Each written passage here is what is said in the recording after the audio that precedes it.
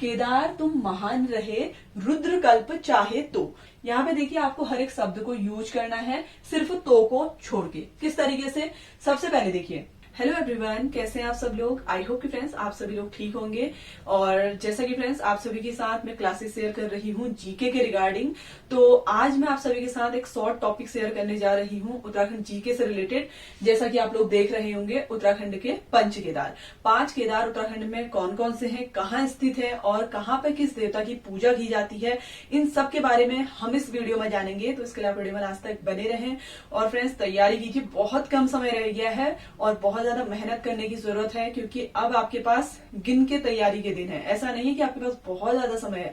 और जितने भी शॉर्ट टॉपिक हैं मैं आप सभी के साथ शेयर करूंगी, ताकि कम समय में आप सभी की तैयारी हो सके। तो देखिए, पंच केदारों में हम सबसे पहले केदार की बात करें तो पहला केदार स्वयं केदारनाथ है। ठीक है, केदारनाथ जो है पहला पंच केदार है और ये 12 ज्योतिर्लिंगों में से एक है। आपको ये पॉइंट याद रखना है। ठीक है, और जितने भी केदार हैं इन सभी में भगवान शिव की पूजा अर्चना की जाती है। 12 ज्योतिर्लिंगों में से एक है हमारा केदारनाथ। ठीक है, सेकंड देखिए, केदारनाथ की अगर हम बात करें तो ये मंदाकिनी नदी के तट पर स्थित है। आपसे पूछा जा सकता है कि केदारनाथ कौन सी नदी के तट पर स्थित है, तो आपको याद रखना है मंदाकिनी नदी के तट पर स्थित है। ठीक है, इसके बाद देखिए नेक्स्ट हम बात करते हैं ये कौन से जिले में स्थित है। देखिए, जो केदारनाथ है ये रुद्रप्रयाग जिले में स्थित है। ठीक है, ये पॉइंट आप लोग जरूर नोट कर लें। ठीक है, रुद्रप्रयाग जिले में स्थित है। इसके बाद देखिए फ्रेंड्स, हम बात करते हैं अपने अगले केदार की। देखिए, पंच केदारों में हमारा जो सेकंड केदार है वो है तुंगनाथ। ठीक है, और तुंगनाथ से जुड़े हुए पॉइंट्स भी मैं आप सभी को बता रही हूँ, तो आप लोगों को इनको नोट करना है ताकि आपको एग्जाम में हेल्प मिले। ठीक है, तो तुंगनाथ जो है ये 3680 मीटर की ऊंचाई पर स्थित, ठीक है, ऊंचाई पर स्थित विश्व का सबसे ऊंचा शिव मंदिर है। ठीक है, ऊंचाई पर स्थित विश्व का सबसे ऊंचा शिव मंदिर है। ठीक है, तो अगर आपसे पूछा जाए कि विश्व में सबसे ऊंचाई पर स्थित शिव मंदिर कौन सा है, तो आपको याद रखना है वो तुंगनाथ ही है। ठीक है, और ये भी रुद्रप्रयाग जिले में ही स्थित है। ठीक है, कहाँ है? रुद्रप्रयाग जिले में है। तो आपको ये पॉइंट याद रखने हैं। आपसे पूछे जा सकते हैं कि कौन सा केदार कौन से जिले में स्थित है, तो रुद्रप्रयाग जिले में स्थित है तुंगनाथ। ठीक है, तो आपको ये भी ध्यान रखना है। इसके बाद देखिए अगले केदार की हम बात करते हैं। अगला है हमारा मद महेश्वर। ठीक है, मद महेश्वर, तो ये भी हमारा पंच केदारों में से एक केदार है। ठीक है, मद महेश्वर। और देखिए मद महेश्वर में भगवान शिव के नाभि की पूजा होती है। देखिए 5 के 5 केदारों में भगवान शिव की पूजा होती है, लेकिन आपको पॉइंट याद रखने हैं कहाँ किस चीज की पूजा की जाती है। तो मद महेश्वर में भगवान शिव के, ठीक है, भगवान शिव के नाभि की पूजा की जाती है। ठीक है, नाभि की पूजा की जाती है। ठीक है, तो ये पॉइंट आप लोग नोट जरूर करें।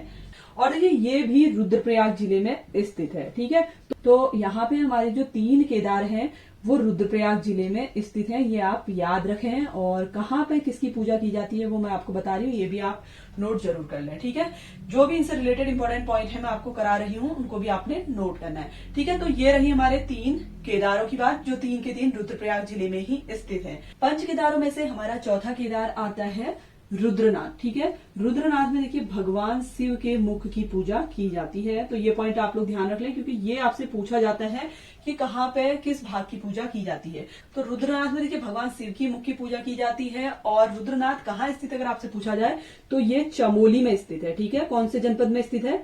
चमोली में स्थित है। ठीक है, इनसे रिलेटेड देखिए जो भी इंपॉर्टेंट पॉइंट है वो मैं आप सभी को करा रही हूँ। आप लोगों को इनको पॉइंट बना के नोट जरूर कर लेना है, ताकि आपको देखिए शॉर्ट टाइम में इन पॉइंट्स को याद करने में आसानी हो। पंच केदारों में से अंतिम और 5वां केदार है हमारा कल्पेश्वर। ठीक है, कल्पेश्वर की अगर हम बात करें तो यहाँ पे भगवान शिव के जटाओं की पूजा की जाती है। ठीक है, किस चीज की पूजा की जाती है? भगवान शिव के जटाओं की पूजा की जाती है। ठीक है, और देखिए आपसे अगर पूछा जाए कि कल्पेश्वर कहाँ है, तो कल्पेश्वर भी चमोली में स्थित है। ठीक है, चमोली जनपद में है हमारे 2 केदार स्थित। ठीक है, चमोली में स्थित है, ये पॉइंट आपको याद रखना है। देखिए 5 में से हमारे 3 जो केदार हैं वो स्थित हैं रुद्रप्रयाग में, और बाकी के जो 2 केदार मैंने आपको बताया वो चमोली में स्थित है। तो देखिए एक बार हम क्विक रिवीजन कर लेते हैं, उसके बाद हम जानेंगे इसकी ट्रिक किस तरीके से आप इसे याद रख सकते हैं। देखिए सबसे पहले हम बात करते हैं केदारनाथ की। तो केदारनाथ जो है 12 ज्योतिर्लिंगों में से एक है, ये पॉइंट आप लोग ध्यान रखें। सेकंड देखिए ये मंदाकिनी नदी के तट पर स्थित है, ठीक है। कौन सी नदी के तट पर स्थित है? मंदाकिनी नदी के तट पर स्थित है और ये रुद्रप्रयाग जिले में है। सेकंड देखिए हमने पढ़ा तुंगनाथ, ठीक है, 3680 मीटर। कभी कभी देखिए आपसे बेसिक ना पूछ के थोड़ा डीप पूछ लेता है, तो आपको ये पॉइंट याद रखने हैं कितनी ऊंचाई पर स्थित है।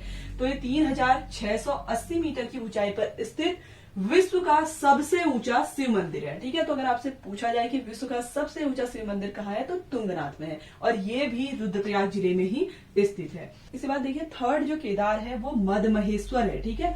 मदमहेश्वर की अगर हम बात करें तो यहाँ पर भगवान शिव के नाभि की पूजा की जाती है, ठीक है, और ये भी रुद्रप्रयाग जिले में स्थित है। तो आपको 3 केदार तो लगातार याद होने चाहिए, केदारनाथ, तुंगनाथ, मदमहेश्वर, ठीक है। ये तीनों ही रुद्रप्रयाग जिले में स्थित है। इसके बाद देखिए अगला हमने जो केदार पढ़ा वो रुद्रनाथ है और रुद्रनाथ की अगर हम बात करें तो रुद्रनाथ जो है यहाँ पे देखिए भगवान शिव के मुख की पूजा की जाती है। आपसे पूछा जा सकता है कि भगवान शिव के मुख की पूजा कौन से केदार में की जाती है, तो आपको याद रखना है रुद्रनाथ में की जाती है, ठीक है। और ये चमोली में स्थित है। कौन से जिले में स्थित है? चमोली जिले में। नेक्स्ट है हमारा कल्पेश्वर। कल्पेश्वर की अगर हम बात करें तो यहाँ पर भगवान शिव के जटाओं की पूजा की जाती है, ठीक है। भगवान शिव के जटाओं की पूजा की जाती है और ये भी चमोली जिले में स्थित है, ठीक है। तो ये सारे ही पॉइंट मैंने आप सभी को बता दिए। अब किस तरीके से आप याद रखेंगे, एक छोटी सी ट्रिक मैं आप सभी के साथ शेयर कर रही हूँ ताकि आपको ये याद हो जाए, ठीक है। देखिए इसके लिए हम एक ट्रिक बना लेते हैं। ट्रिक है केदार तुम महान रहे, केदार तुम महान रहे, रुद्र कल्प चाहे तो, ठीक है। तो आपको यहाँ पे याद रखना है। देखिए तो आपको यहाँ पे देखिए किस तरीके से याद करना है वो मैं बता रही हूँ। सिंपल सा है, कोई केदार व्यक्ति है, वैसे तो केदार भगवान शिव के लिए हम इस्तेमाल करते हैं, तो आप उनके नाम से भी याद रख सकते हैं, ठीक है। केदार तुम महान रहे, रुद्र कल्प चाहे तो। यहाँ पे देखिए आपको हर एक शब्द को यूज करना है, सिर्फ तो को छोड़ के। किस तरीके से? सबसे पहले देखिए केदार से हमने बना दिया केदारनाथ, ठीक है। थोड़ा सा 1-2 बार आपको प्रॉब्लम होगी लेकिन आप याद करेंगे तो आपको डेफिनेटली फिर याद हो जाएंगे, ठीक है। दूसरा है हमारा तुंगनाथ, तीसरा है हमारा मदमहेश्वर, ठीक है, मदमहेश्वर। और देखिए यहाँ पे उसके बाद दिया गया है रहे, ठीक है। रहे कहाँ रहे? रुद्रप्रयाग में रहे, ठीक है। कौन सी जगह में ये महान रहे हैं? रुद्रप्रयाग में।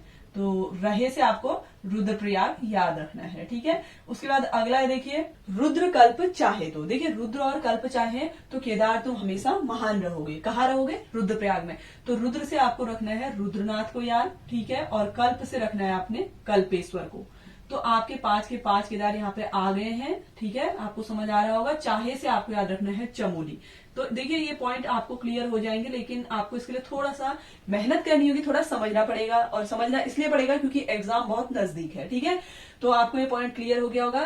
केदार से हमें याद रखना है केदारनाथ, तुम से याद रखना है तुंगनाथ, महान से आपको रखना है मदमहेश्वर, रहे से आपको रखना है रुद्रप्रयाग, रुद्र जो नाम है इससे हमारा बन जाएगा रुद्रनाथ, कल्प से कल्पेश्वर, चाहे से हमारा चमोली। तो 5 के 5 केदार को आप इस ट्रिक से याद रख सकते हैं।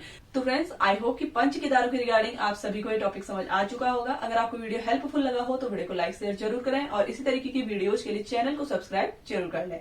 Thanks for watching.